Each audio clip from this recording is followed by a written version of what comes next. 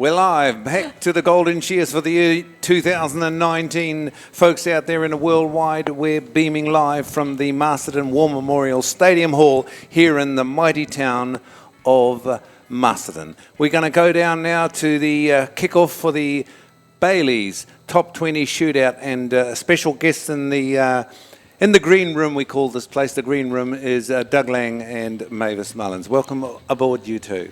Kia ora. Great to be here, thank you. We brought Doug along. He's pretty stone-faced, but he's the man that's got all the stats, and he does smile now and again, so we're looking forward to it, and we're getting ready to go underway. So Doug, before we kick off, who's the favourite? Undoubtedly this man on number one. He seems to like number one. He's got it again. He's up for his sixth Open title, Golden Shears Open tonight. That'll equal the total of the Great Snow Quinn, the early household name of the Golden Shears. Of course, that record of 6 has been surpassed quite considerably by David Fagan, or now Sir David Fagan, with his 16 titles. All right, Mavis, we'll throw this one at you as well. Just give us a quick snapshot on who you think should be taking out this title tonight. Yeah, well, Doug's kind of stolen the thunder a bit. You know, Roland probably is still biting from missing out on the last one, and he's just an amazing athlete. But made him stronger. Any of them can do I'm it. going for John Kirkpatrick tonight, you two, so let's get into it. Roland Smith is into the belly. The time is now 4 seconds. 6 seconds has ticked by, and the first man to step up the neck is the guy on stand number 2. Oh, he is the young gun from Te Kowiti. Onto the first shoulders, Mark Granger. This could be the night if Mark Granger can stay with this man on stand number 1, Roland Smith. Mark Granger is a quality shearer, and he'll do it. So here they go. They both turn to the last side together.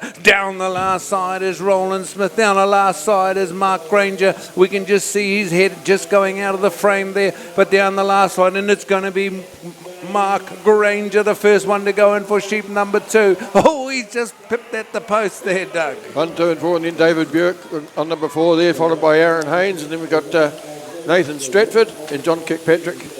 Also, now they've all got number 2 on the board. So it was 45 seconds the first sheep out, Mavis. That's pretty powerful stuff, isn't it? It's what we've come to expect from these Open finalists. You know, I mean, they do this stuff in less than a minute, so no surprises there, and actually no surprise that they're all pretty close together right at this early stage. Well, that sheep was put out in 45 seconds. He absolutely monstered that one out, Doug, as he turns to the last side. Mark Granger's coming down the last side. Aaron Haynes, if you don't pull your finger out, you're going to get left in the wake. Here he comes, he's down the last side. Roland Smith steaming down there. 45 seconds was the first one, but this man, Mark Granger, is right there. Look at him, he's polishing these sheep. Ooh, there's a change of guard, Doug. All 4 out on the board and under 140, I would say. 145 seconds has just ticked by, and they're halfway through the belly of sheep number 3. The undermined Tums. I think this guy, Roland Smith, might be on shaky ground at the moment, Doug. Well, he's got the lineup here. I mean, they've all been in the final except this man on number 2, Mark Granger. Of course, his dad won it back in 1985, so there's a bit of something to keep up with there. I'm sure Claire and Paul are both out in the audience, I believe, and they'll be giving the boy the best of the hand. Well, let's hope they give him a little bit of roost up there, because Mavis Mullins, you want to have, we've got to cast your good eye over that, because this Aaron Haynes is the man that's making the noises at the moment, and Aaron Haynes is going in for sheep number 4. 2 minutes and 27. Oh, I think the clock might have seized up. 31 seconds is gone. Sheep number 4. Mavis, we might be looking at 16 minutes or less tonight. Hey, look, if young Aaron Haynes can push that, why not? But, you know, we're seeing here Nathan Stratford. He's had a big night tonight, and here he is like it's, you know, fresh as a daisy. I guess we won't know really until we get to halfway mark just how fresh he can stay. Oh, well, it's heavy-duty stuff here, folks, in the stadium at the Masterton's Golden Shears for the year 2019, and this man is all fired up. Every sinew, every muscle in his body he's just laying it all out on the field there tonight. Long blow time for Nathan Stratford, getting ready to turn to the last side. There he is, he's turned to the last side, and if anybody was going to be a little bit slow, it would have been this man, but I think it's John Kirkpatrick that's dragging the chain, Doug. Indeed, at this stage, there's David Burke. He's in with number 5 on the board now. David actually is one of the better performers of this entire field. I think he's won something like 17 finals now. He's won a couple of them in Australia, including in the Golden Shears at Warrnambool. Well, that's good stats, Mavis. How are you looking at John Kirkpatrick here? He's shone in every event. Nathan hasn't. This guy has. And look at him. It's the brains of this guy. He's very, very focused. He's got veins sticking out in his head, but that's not from that. That's just actually thinking way through. The pressure is there. He's finally tuned up. We had his physio, his chiropractor in here, and she says I just straighten him up and send him out into the battlefield, and he comes back and I patch him up again and send him back out. So Johnny Kirkpatrick, here he is, he's flying. In the pen goes Roland Smith, Aaron Haynes, he's sticking right at him with glue, Mavis. Look, there's nothing in it, and Johnny Kirkpatrick, you never, never, never go past him. He will always be competitive. And like you say, he's warmed up. He's had a big night tonight. He's warmed up. And when you've got that kind of maintenance person like Melissa Vetter from Havelock North on your team, mate, you know, pretty hard to put anything past him. Well, Doug, what do you think about that comment as well? Well, exactly. Johnny's got a bit of habit in recent years of sort of getting to this stage in the position that he's in now, but there's only 8 or 9 blows really separating the whole field at the moment, so it's really too early to call it. We've got a wonderful wide shot viewers, and look at them, they're all, we could throw a blanket over them and it'll catch the whole lot now, but look at this guy on stand number 2. Mark Granger stepped up, his mum and dad. Or Paul and Claire would be out there yelling, and he's got family, he's got a sister in the United Kingdom, and actually I can hear her outside from here. Here he goes, he's into the undermine, the Granger boy. Up the neck he goes, Mani Apoto, round behind the ear he goes, he works away. Mavis, he's shearing out of his skin, and like Doug said, this is his first Golden Shears final. Yeah, how cool is that? And yes, Stacey, Sister Stacey, I can imagine she's at the end of this. I can hear her from Kia ora, here. Stacey, hope you're enjoying the live stream. Oh, I can hear her from here, Doug. He was a very good senior competitor, and he's now won 9 open titles, believe it, and another one that's won that Crossie's title in Warrnambool. Yeah, what's his brother's name? He's got a brother who was pretty Reece. handy. Reece, that's right. He's the builder, isn't he? I'm not, no, he's a farmer. They're all farmers, Okay, these right, fellas. right. They're made of good salt of the earth. Here we go in the belly, and Doug. Oh, Roland Smith hasn't got it all his own way at the moment, but we're only on sheep number 8. Has Mark Granger got anything in the petrol tank? Because you're going to start to look for that kryptonite stuff to get those energy levels up. We're going into warp speed, people. Around behind here is Mark Granger. Keep it up, Mark. Aaron Haynes just fell off the pace there, just a fraction there, but he's into the undermine. Look at this guy. We've often said he's got muscles on muscles, and he's using every one of them. David Buick doesn't look to be as pushing himself. He's a kind of composed, but he's right there with the game. Down the last side is Mark Granger. John Kirkpatrick just hit the long blow. Granger, that's Aaron Haynes as he turns to the last side. Aaron Haynes gets stuck in there, and I'm sure he's got family watching as well. Down the last side, Dean Williamson, the man from the Farmers Weekly, loves this young man, so he's be right there behind him. The belly time for Granger. Granger's in the front, Doug. Indeed, he's done this before. He likes the lambs as well, so he's put some speed on those in the competitions up north, and he gets a crack at those. So he's well used to this sort of pace, and he's done it at the New Zealand Championships as well. So, Mavis, we've got these guys going hammers and tongs, 7 minutes and 20 seconds, and sheep number 9 is already half through. We're looking at 15 minutes, Doug. This is going to be a real whipper. And these are new sheep. Bear in mind, these are new sheep. These are not bag shot sheep, Mavis. No, that's right. This is a new a new farm, a new supplier, and look at how fantastically they're presented and how beautifully they're looking coming off the shears. David Buick, you know, Pongaroa, he's soul of the earth man. He's got his mum and dad down there. Juliet and Willie, they're right there. They've been here most of the day. They'll be just loving this. And of course their young fella, young Mark at Rathgill. Oh, you know, what a great family this is. Oh, it is certainly, it's a battlefield, ladies and gentlemen. This is the top competition in the whole wide world. This is the one that every shearer, when he picks up a handpiece, he's wanting to be a part of. Next year is the 60th birthday, and are they coming back? They're coming back and coming back harder and faster. John Kirkpatrick, Nathan Stratford. I'm not quite sure where Nathan got that extra speed, but he's found it. He's found the lucky pot, and he's making the most of it. At this stage, normally Nathan Stratford would be a half a sheep behind, but look at him, he's actually sticking to the plan. The game plan is happening now. David Buick is now taking command. He's now stepped up into the lead. We will hear the Wairarapa crowd in the stadium going ballistic, Mavis. Yep, they sure are. Between Nathan and between Johnny, you know, there's just, it's not far away. They're not far away. They're right with them. Oh, what's happened for Mark Granger? What's happened? Oh, no way. We'll have technicians. They'll have the time. They would have stopped them. Yes. It's a little bit of a shame that he's pulled up there. There's a man that's going back, and he's put it up machine, and now he'll have to go back. I'm sure that's the Lister guy. We'll have to make some allowance for the time that was lost there, because he's had a little bit of a loss. Up the neck he goes. Bear in mind, people at home, don't be too alarmed. We've got that covered. We have people that are on the ground, right in the face, and he's going to go harder. He's probably built up a little bit of adrenaline, Doug, and he's just firing along. Exactly. I noticed there we got through the halfway mark at 8:42, I think was the time there. 13 seconds covering the 6 guys on the board.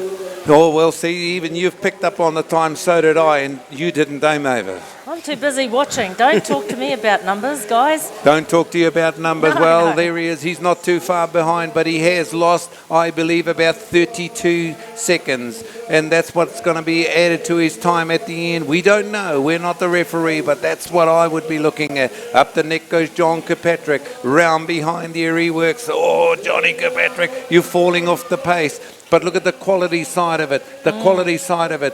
Nothing in it. Bugger all in the quality side of the Nothing job, it is. Doug.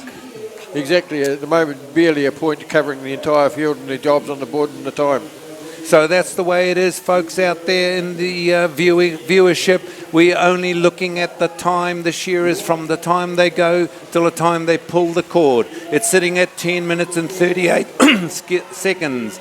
13 on the board. In the pen goes David Buick for sheep number 13. All on 13 except Mark Granger. Into the pen they go, but gee whiz, this Roland Smith now is just starting to get sailing. He's just slipped himself into overdrive, Mavis. Yeah, and that's how he works, isn't it? That's how Roland works.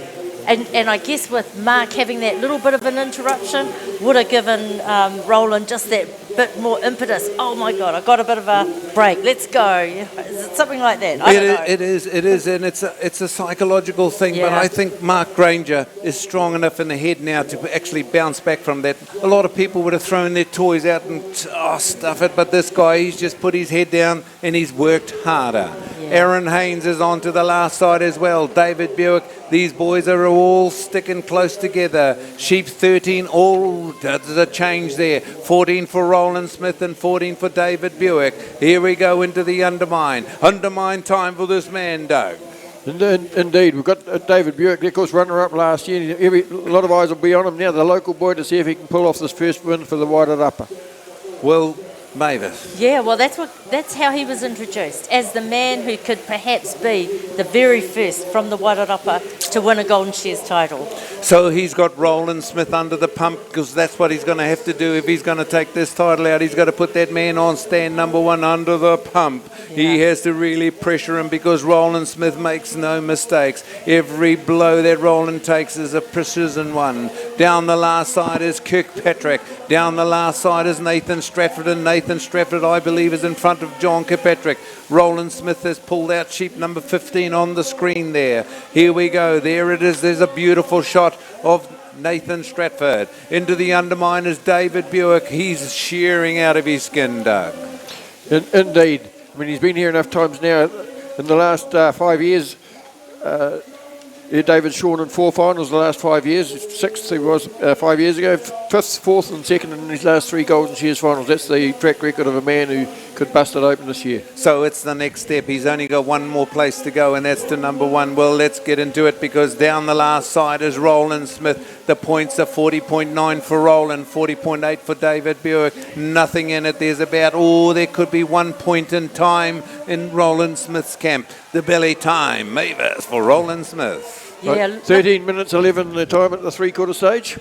And you know what? I bet you the Pongaroa pub is just roaring right now for David Buick. I reckon Pongaroa would be just delight. They've got Sky TV out there. They can get the reception here, and YouTube channel, and round behind the ear is Roland Smith, and he drops onto the long blow. He's out of the rough now. I think he's got a little bit of a clear air at the moment because David Buick is starting to drift back from him. And look at him. He's just getting faster down the last side, and we'll count the seconds from when Roland Smith goes in and when David Buick pulls up, because David Buick says, I'm not quite happy here. You got the wrong underarm deodorant on for me, and it gave him a little bit of a tickle up. But down the last side, here he goes. Mavis, have you been counting before this? He's almost 2 10, points to 11, almost. He's all. 12, No, he would only be. See that 13, same sheep. It 14, wants to bust out on him, but a 15, darn thing 16 gave him a little. seconds. That's And not quite a look point. at that second and third man in were Nathan Stratford and Johnny Kirkpatrick. Yeah.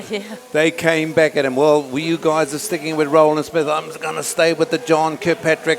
I'm in that stable tonight because it's time that this guy must be looking at the twilight years of his career. He must be saying, I can't keep doing this forever, Raylene. Around behind here and on to the long blow. Kirkpatrick's flying. He's got the full turbos on. He says to Scotty under Enterprise, beam me up some more warp power. Down the last side is John Kirkpatrick. He's flying down the last side there. He's coming back at Roland Smith. I think he's going to...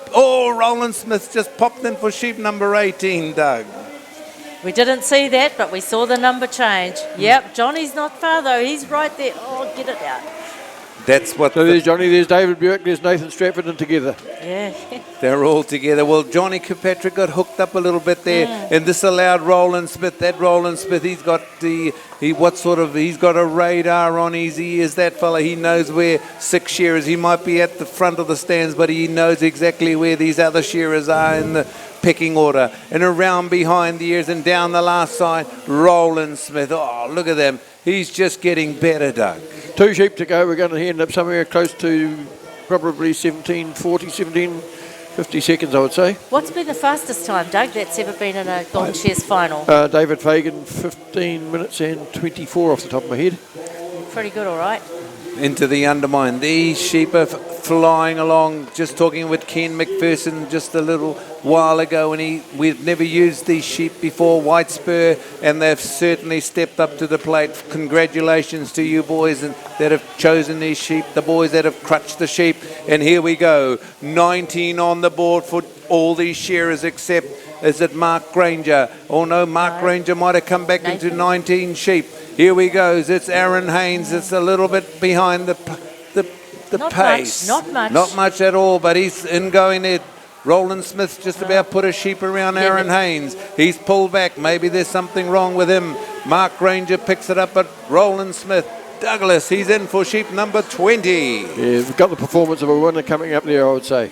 Yeah. But look, we've got to remember that Mark Granger's probably got some benefit points coming up, hasn't he, time-wise? Well, exactly. That's going to leave the whole thing wide open right till the finish. He's held it back pretty well. You can just imagine the stress that's put on him first time in an open final, and that happens to him. Yeah, that's right. First time in an open final, but folks out there, the viewers there, as we watch this man on stand number 1 powering down the last side, 6'7" and all muscle and sinew as he just powers his way. He wants to go to France. Vive la France, bonjour. That man pushes the button. Wonderful display by Roland Smith, Mavis. Yeah, look, he's just been pretty magnificent for the last little while. Johnny's fabulous too, but, somehow Roland just seems to just have that little bit extra at the moment. He's a damn freak. He's a freak. He's a magnificent shearing machine. There he goes. David Buick. Unbelievable. Yes.